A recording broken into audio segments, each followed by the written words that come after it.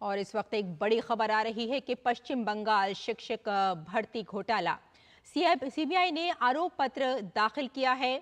और आपको बता दें कि अभिषेक बनर्जी को इसमें प्रमुख आरोपी बताया गया है।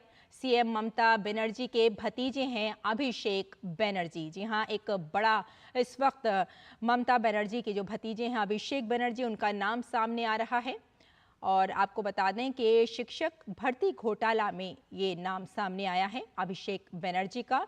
और सीबीआई ने आरोप पत्र भी दाखिल किया है। और इस वक्त हमारे साथ इस खबर पर जुड़ गए हैं प्रसन्नजीत बख्शी कलकत्ता से ही, उनसे बात कर लेते हैं। तो आपको बता दें कि इस वक्त जो पश्चिम बंगाल शिक्षक भर्ती घोटाला है ये सामने आ गया है और ख़ास तौर पर देखा जा रहा है कि सीएम ममता बनर्जी के भतीजे हैं अभिषेक बनर्जी।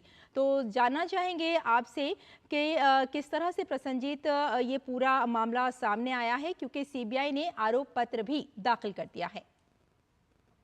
हाँ, देखिए रेशमा, ये पिछले कई सालों की एक प्रयास के बाद सीबीआई ने ये चार्जशीट का दाखिला किए हैं और इसमें जनैक अभिषेक बैनर्जी बताया गया है, मतलब वॉन्स अभिषेक बैनर्जी।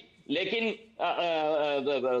बात यह है कि अभिषेक बैनर्जी की जो वकील है संजय बासु ने स्वीकार कर लिया है कि ये अभिषेक बैनर्जी वही अभिषेक बैनर्जी है जिसे हम ममता बनर्जी के भतीजे के हिसाब से जानते हैं। और इसी के साथ जो पूर्व शिक्षा मंत्री होते थे, जो अभी जेल में है, पार्थो चैटर्जी, एक तृणमूल कांग्रेस के विधायक है मानिक भट्टाचार्य, और कई सारे तृणमूल कांग्रेस की और यूथ तृणमूल कांग्रेस की लोग हैं जो जिनका नाम ये चार्जशीट में है। लेकिन सबसे बड़ी बंगाल की राजनीति के लिए, देश की राजनीति के लिए, कि सीबीआई ये पहली बार है कि ममता बनर्जी की परिवार के अंदर किसी ऐसे रिश्तेदार को चार्जशीट में रखा है। कई सारे घोटाले के बारे में बंगाल में आरोप आया था, लेकिन आखिर तक ये शिक्षक भर्ती घोटाला जो है इसमें अभिषेक बनर्जी का नाम आ गया है और खास तौर से उसमें डिटेलिंग किया गया। सीबीआई कोर्ट में जो चार्जशीट पेश किया गया उसमें डिटेलिंग किया गया कि 100 करोड़ रुपए में से अभिषेक बनर्जी को कितना जाना था, पार्थ चट्टोपाध्याय को कितना जाना था, मानिक भट्टाचार्य को कितना जाना था, तृणमूल कांग्रेस की बाकी लोगों के पास कितना पैसा जाना था। तो इसका डिटेलिंग के साथ सीबीआई की तरफ से कोई एक अभिषेक बनर्जी बताया गया था। लेकिन बड़ी बात यह है कि अभिषेक बनर्जी की जो लॉयर है संजय बासु, उन्होंने ये बताया कि मेरे क्लाइंट को फंसाया जा रहा है और मेरे क्लाइंट सारे की सारे तहकीकात में पूरी तरह से सहयोग किए हैं। लेकिन राजनीति में ये सवाल है। जी रेशमा, बिल्कुल ये कहा जा सकता है कि एक बार फिर जो ममता बनर्जी सरकार है सवालों के घेरे में नजर आ रही है। लेकिन साथ ही साथ अगर हम शिक्षक भर्ती घोटाले के बारे में आपसे जानना चाहें पूरी तरह से कि किस तरह का घोटाला था और अभिषेक बनर्जी का जो नाम सामने आ रहा है इसमें कितने बड़े आरोपी नजर आ रहे हैं, पूरी डिटेल आपसे जानना चाहेंगे।